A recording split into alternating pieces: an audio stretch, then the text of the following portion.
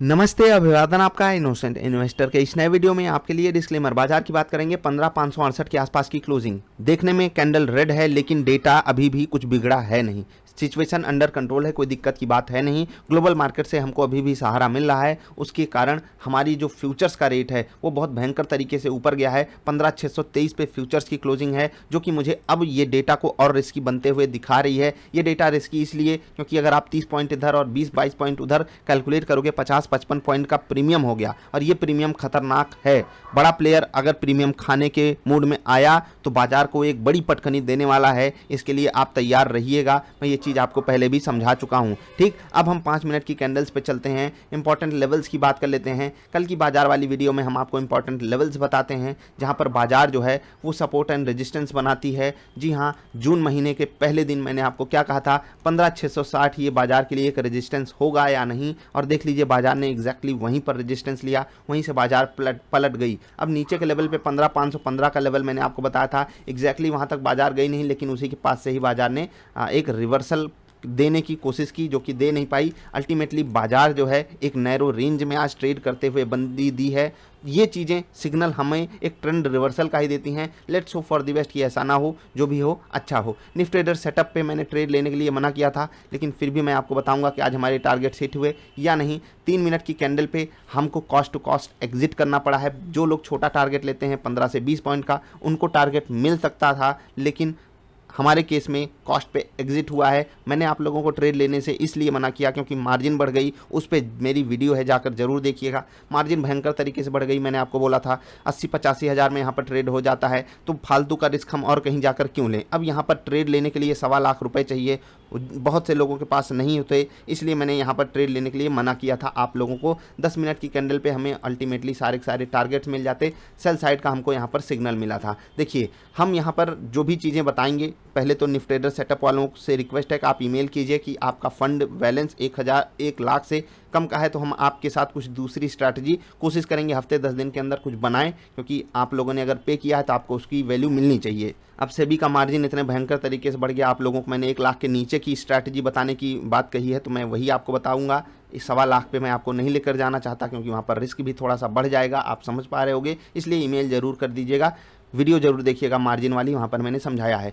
PNB housing बहुत तगड़ी rating का कैंडिडेट बना है ये स्टॉक, और मुझे बहुत बेहतरीन अट्रैक्टिव लेवल्स लग रहे थे कुछ समय पहले। अब क्या बताऊं, होली पोर्टफोलियो में इसको हम शामिल कर सकते थे, मेरी गलती आप कह सकते हो। खैर, अब आप कहोगे कि भैया स्टॉक भाग गया इसलिए आप आकर हमको बता रहे हो फालतू बात। नहीं नहीं भाई, ऐसा मैं क्यों करूँगा, इससे भी अच्छे स्टॉक हमने सेलेक्ट कर लिए। कोई बात नहीं, भाग जाता है जब कोई चीज़ नहीं है किस्मत में। मैंने आपको हमेशा बोला है, मार्केट आपको वही देगी जो आप डिजर्व करते हो, जो आप चाहोगे वो बाजार आपको कभी नहीं देगी। मुझे लग रहा था कि एक मोमेंटम आया हुआ है, उसके बाद स्टॉक में करेक्शन आया हुआ है, हमको 30 मार्च के आसपास ठीक ठाक रेट पे मिल रहा है, क्योंकि 470-480 वाला स्टॉक 370 में अगर मिल रहा है तो कौन नहीं लेना चाहेगा, हर कोई लेगा। क्वालिटी जबरदस्त है। बुक वैल्यू देख रहे हैं, बुक वैल्यू अभी भी स्टॉक की कहां पर है, आप जाकर चेक कीजिएगा, पता चलेगा। खैर, अभी स्टॉक कर क्या रहा है, 20% का अपर सर्किट, फिर से 20% का अपर सर्किट। आज तो अपर सर्किट पे लॉक ही था। बहुत पॉजिटिव न्यूज आई है, कोशिश करूंगा हम उसको कवर करें। अदानी ग्रुप के स्टॉक्स आज धूम मचा रहे थे, चाहे अदानी पोर्ट हो चाहे टोटल गैस हो, वो अभी हम इंडेक्सेस की वीडियो में क्लियर कर लेते हैं। चलिए देख लेते हैं टॉप मूवर्स कौन से थे।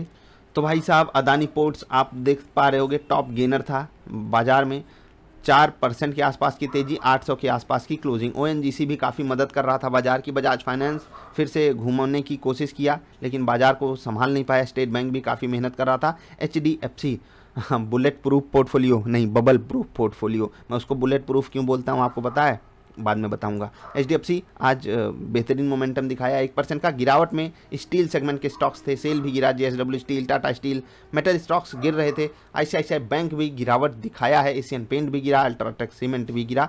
ये बात थी निफ्टी की। अब इंडेक्सेस की अगर हम बात करें, तो अगर हम निफ्टी को छोड़ दें तो अन्य इंडेक्सेस की तरफ से कोई अच्छी परफॉर्मेंस हमें नहीं देखने को मिली है। नेक्स्ट 50 नहीं परफॉर्म कर पाया, कारण कौन था, कारण थे अरविंदो फार्मा, वेदांत, ये दोनों स्टॉक्स काफ़ी ज़्यादा तोड़ रहे थे निफ्टी नेक्स्ट 50 को।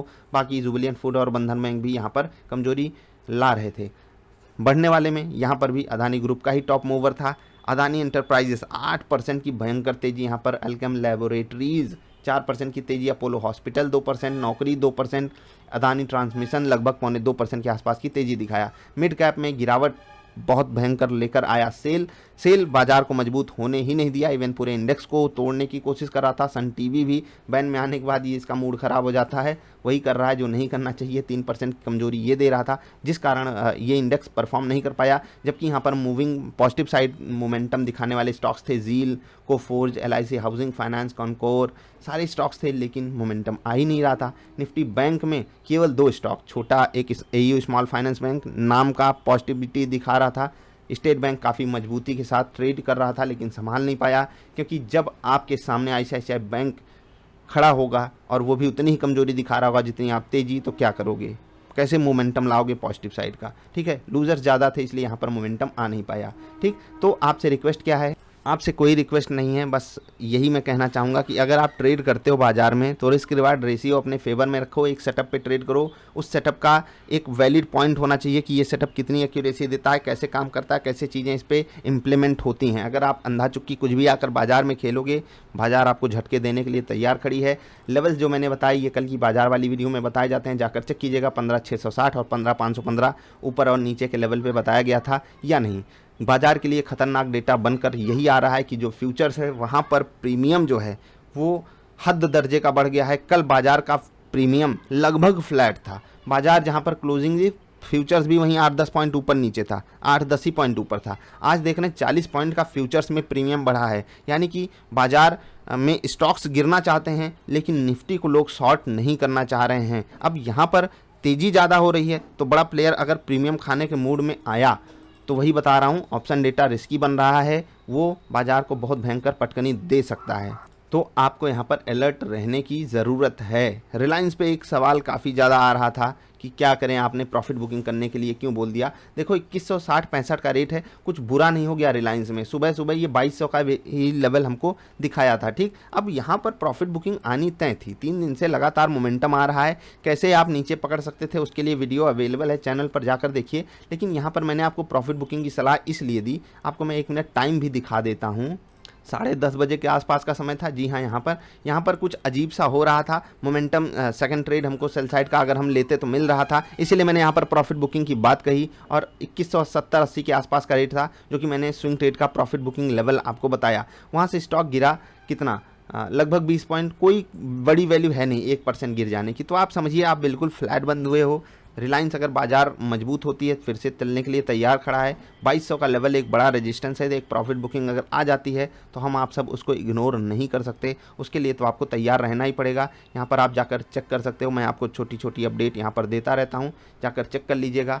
मैंने स्विंग ट्रेडिंग करने वालों को यहाँ पर प्रॉफिट बुकिंग की सलाह दी है। जो लोग डबल आई स्विंगर पर ट्रेड करते हैं उनको सेटअप पर ट्रेड कहाँ मिला था वो खुद जानते हैं। तो मैं आपको खुद बोलता हूँ कि आपके लिए खुद की मतलब पहले से डिसीजन आपका हो जाना चाहिए। मैं 6 पे एग्जिट करूंगा, 8% पे, 10% पे, 12 पे, वो आप पहले से सेटअप बनाकर रखो उसका कि मैं एग्जिट कहाँ पर करूंगा। एक चीज़ याद रखिएगा, जिनके पास डबल आई ट्रेडर है, फ्री अपडेट के लिए आज आखिरी दिन है अभी तक। जिसके पास पैटर्न है, कंप्लीट प्रोसेस कैसे है उसके लिए वीडियो चैनल पे अवेलेबल है, ज़रूर देखिएगा। हम मिलेंगे फिर से, अभी के लिए इतना ही। वीडियो पसंद आई तो लाइक कर देना, बाकी बाजार का हालचाल लेने के लिए चैनल सब्सक्राइब कर लोगे तो आपको अच्छा लगेगा, फील गुड करोगे। नमस्कार।